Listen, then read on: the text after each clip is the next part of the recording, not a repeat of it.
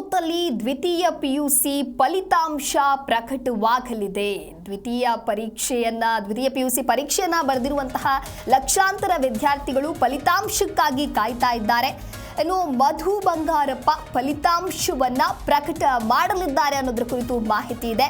ಮಧ್ಯಾಹ್ನ 1:30ಕ್ಕೆ ವೆಬ್ಸೈಟ್ನಲ್ಲೂ ಕೂಡ ಫಲಿತಾಂಶವನ್ನ ವೀಕ್ಷಣೆಗೆ ಅವಕಾಶ ನೀಡಲಾಗಿದೆ.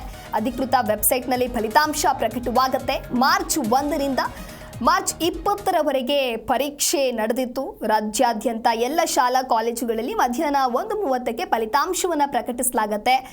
ದ್ವಿತೀಯ ಪಿಯುಸಿ ಪರೀಕ್ಷೆ ಯಾವಾಗ ನಡೆದಿದ್ದು ಅಂತ ನೋಡ್ತಾ ಹೋಗೋದಾದ್ರೆ ಕಳೆದ ಮಾರ್ಚ್ 1ರಿಂದ ಆರಂಭ ಆಗಿ ಮಾರ್ಚ್ 20ಕ್ಕೆ ಮುಕ್ತಾಯಗೊಂಡಿತ್ತು. ಹಾಗಾಗಿ ಪರೀಕ್ಷೆಯ ಉತ್ತರ ಪತ್ರಿಕೆಗಳ ಮೌಲ್ಯಮಾಪನವನ್ನು ತ್ವರಿತಗತಿಯಲ್ಲಿ ನಡೆಸಿ ಏಪ್ರಿಲ್ 8ರಂದು ಫಲಿತಾಂಶ ಘೋಷಣೆಯನ್ನ ಮಾಡಲಾಗುತ್ತೆ. ಪ್ರಾಥಮಿಕ ಮತ್ತು ಪ್ರೌಢಶಿಕ್ಷಣ ಸಚಿವ ಮಧು ಬಂಗಾರಪ್ಪ 12:30ಕ್ಕೆ ಶಾಲಾ ಶಿಕ್ಷಣ ಮತ್ತು ಮೌಲ್ಯ ನಿರ್ಣಯ ಮಂಡಳಿ ಕಚೇರಿಯಲ್ಲಿ ಫಲಿತಾಂಶವನ್ನು ಪ್ರಕಟಿಸಲಿದ್ದಾರೆ. ವಿದ್ಯಾರ್ಥಿಗಳು ಪರೀಕ್ಷೆಯ ಫಲಿತಾಂಶವನ್ನು ಅಧಿಕೃತ ವೆಬ್ಸೈಟ್ನಲ್ಲಿ ವೀಕ್ಷಿಸಬಹುದಾಗಿದೆ ಅಂತ ಹೇಳಿ ಪ್ರಕಟಣೆಯನ್ನು ತಿಳಿಸಲಾಗಿದೆ. ಹಾಗಾಗಿ ಇನ್ನೇನು ಕೆಲವೇ ಹೊತ್ತಲ್ಲಿ ದ್ವಿತೀಯ ಪಿಯುಸಿಯ ಫಲಿತಾಂಶ ಪ್ರಕಟವಾಗಲಿದೆ. ಇನ್ನು ಮಧು ಬಂಗಾರಪ್ಪ ಈ ಒಂದು ಫಲಿತಾಂಶವನ್ನು ಪ್ರಕಟ ಮಾಡಲಿದ್ದಾರೆ. ಈ ಕುರಿತು ಮತ್ತಷ್ಟು ಮಾಹಿತಿಯನ್ನು ನೀಡಲಿದ್ದಾರೆ ನಮ್ಮ ಪ್ರತಿನಿಧಿ ಮಂಜುನಾಥ್ ದೂರವಾಣಿ ಸಂಪರ್ಕದಲ್ಲಿ.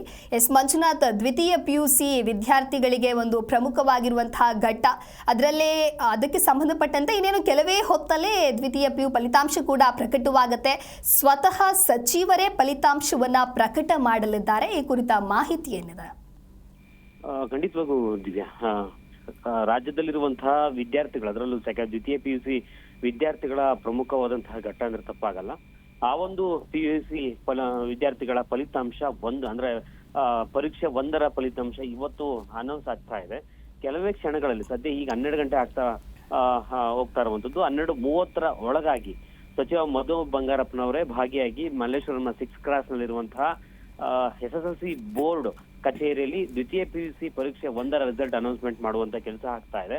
ಲಕ್ಷಾಂತರ ವಿದ್ಯಾರ್ಥಿಗಳು ಪರೀಕ್ಷೆನ ಬರೆದಿದ್ರು ಮಾರ್ಚ್ ಅವಧಿಯಲ್ಲಿ. ಆ ಒಂದು ವಿದ್ಯಾರ್ಥಿಗಳಿಗೆ ಆದಷ್ಟು ಬೇಗ ರಿಸಲ್ಟ್ ಅನೌನ್ಸ್ ಮಾಡಬೇಕು ಎನ್ನುವಂತ ನಿಟ್ಟಿನಲ್ಲೂ ಕೂಡ ಶಿಕ್ಷಣ ಇಲಾಖೆ ಮುಂದಾಗಿತ್ತು. ಅದೇ ರೀತಿಯಾಗಿ ಸದ್ಯಕ್ಕೆ 15-20 ಹೆಚ್ಚು ಕಡಿಮೆ 1 ತಿಂಗಳ ಒಳಗಾಗಿ ಪರೀಕ್ಷೆ ಬರುವಂತಹ ವಿದ್ಯಾರ್ಥಿಗಳಿಗೆ ಇವತ್ತು ಶಿಕ್ಷಣ ಇಲಾಖೆ ಗುಡ್ ನ್ಯೂಸ್ ಅನ್ನ ಕೊಡ್ತಾ ಇರುವಂತದ್ದು. PU ಬೋರ್ಡ್ ನಿಂದ ಒಂದು ಸುದ್ದಿ ಇವತ್ತು ವಿದ್ಯಾರ್ಥಿಗಳು ಸಿಗ್ತಾ ಇರುವಂತದ್ದು. ಯಾರಾದ್ರೂ ಅಂದ್ರೆ ಯಾರು ಉನ್ನತ ಮಟ್ಟದ ರ್ಯಾಂಕ್ ಅನ್ನ ಪಡೆದಿರ್ತಾರೆ, ರಾಜ್ಯಕ್ಕೆ ಯಾರು ಫಸ್ಟ್ ಬಂದಿರ್ತಾರೆ, ಸೆಕೆಂಡ್ ಬಂದಿರ್ತಾರೆ, ದ್ವಿತೀಯ ಬಂದಿರ್ತಾರೆ, ಬೆಂಗಳೂರಿನಲ್ಲಿ ಎಷ್ಟು ವಿದ್ಯಾರ್ಥಿಗಳು ಪ್ರಥಮ ಗಳಿಸ್ಕೊಂಡಿರ್ತಾರೆ ಎನ್ನುವಂತ ನಿಟ್ಟಿನಲ್ಲಿ ಸಂಪೂರ್ಣವಾದಂತಹ ಮಾಹಿತಿಯನ್ನ ಕೊಡ್ತಾರೆ. ಜೊತೆಗೆ ಸರ್ಕಾರಿ ಕಾಲೇಜುಗಳೆಲ್ಲ ವಿದ್ಯಾರ್ಥಿಗಳು ಎಷ್ಟು ಅಂಕ ಪಡೆದಿರ್ತಾರೆ, ಯಾವ ಡಿಸ್ಟಿಕ್ ಮೊದಲ ಸ್ಥಾನವನ್ನ ಗಳಿಸ್ಕೊಂಡಿರ್ತದೆ, ಜೊತೆಗೆ ಯಾವ ಡಿಸ್ಟಿಕ್ ಕೊನೆಯ ಸ್ಥಾನ ಗಳಿಸ್ಕೊಂಡಿರುತ್ತೆ, ಅದಕ್ಕೆಲ್ಲ ನಿಖರವಾದಂತಹ ಕಾರಣ ಏನು, ಎಜುಕೇಶನ್ ಕ್ವಾಲಿಟಿಗಳು ಹೇಗಿರುತ್ತೆ, ಅವೆಲ್ಲವನ್ನೂ ಕೂಡ ವಿವರಣೆಯ ಒಂದು ರೂಪದಲ್ಲಿ PU ಬೋರ್ಡ್ ಅಧಿಕಾರಿಗಳು ಸೇರಿದಂತೆ ಸಚಿವ ಮಧು ಬಂಗಾರಪ್ಪನವರು ಸಂಪೂರ್ಣವಾದಂತಹ ಮಾಹಿತಿ ಕೊಡುವಂತ ಕೆಲಸ ಇನ್ನೇನು ಕೆಲವೇ ಕ್ಷಣಗಳೆಲ್ಲ ಆಗತ್ತೆ. ಸದ್ಯಕ್ಕೆ ಈಗ ಎಲ್ಲಾ ರೀತಿಯಂತ ಸಿದ್ಧತೆಗಳನ್ನ ಇಲ್ಲಿ ಮಾಡ್ಕೊಳ್ಳಲಾಗಿದೆ. ಇನ್ನೇನು ಕೆಲವೇ ಕ್ಷಣಗಳಲ್ಲಿ ಎಲ್ಲರೂ ಕೂಡ ಅಧಿಕಾರಿಗಳು ಸೇರಿದಂತೆ ಸಚಿವರು ಭಾಗಿಯಾಗಿ ಕೆಲವೇ ಕ್ಷಣಗಳಲ್ಲಿ ರಿಸಲ್ಟ್ ಕೂಡ ಅನೌನ್ಸ್ ಆಗುತ್ತೆ. ಅದಾದ ಬಳಿಕ 1:15 ಒಳಗಾಗಿ ವೆಬ್ಸೈಟ್ ಏನಿದೆಯೋ, ಕಾಲೇಜು ಮಂಡಳಿಯ ವೆಬ್ಸೈಟ್ ಏನಿರುತ್ತೋ ಅಲ್ಲಿ ರಾಜ್ಯದ ಎಲ್ಲಾ ಜನರು ಕೂಡ ಆ ವೆಬ್ಸೈಟ್ ನಲ್ಲಿ ಆಯಾ ವಿದ್ಯಾರ್ಥಿಗಳ ಒಂದು ಫಲಿತಾಂಶವನ್ನು ಕೂಡ ನೋಡಬಹುದು ಎನ್ನುವಂತ ಮಾಹಿತಿಯನ್ನ ಸದ್ಯಕ್ಕಂತೂ ಕೊಟ್ಟಿರುವಂತದ್ದು. ಹೀಗಾಗಿ ಇನ್ನೇನು ಕೆಲವು ಕ್ಷಣಗಳಲ್ಲಿ ಆರಂಭವಾಗುವಂತ ಸುದ್ದಿಗೋಷ್ಠಿಗೆ ಸಕಲ ತಯಾರಿಯನ್ನು ಕೂಡ ಶಿಕ್ಷಣ ಇಲಾಖೆ ಮಾಡಿಕೊಂಡಿರುವಂತದ್ದು. Divya, okay, thank you Manjunath ನಿಮ್ಮೆಲ್ಲ ಮಾಹಿತಿಗಾಗಿ.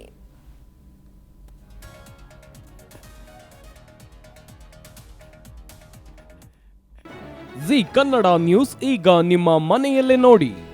ಎಲ್ಲ ಕೇಬಲ್ಗಳಲ್ಲಿ ಈಗ ಲಭ್ಯ.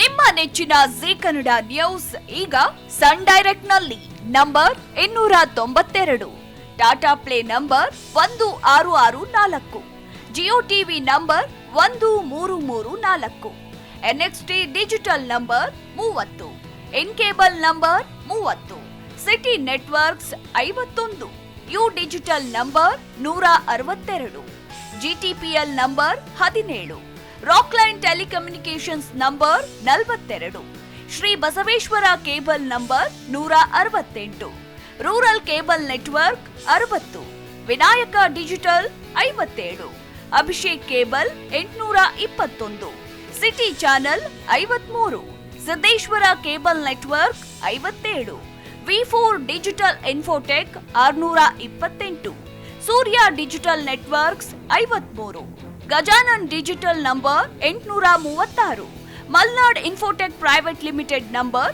56, Metrocast number 830, victory digital number 167ರಲ್ಲಿ ನೋಡಿ ಆನಂದಿಸಿ.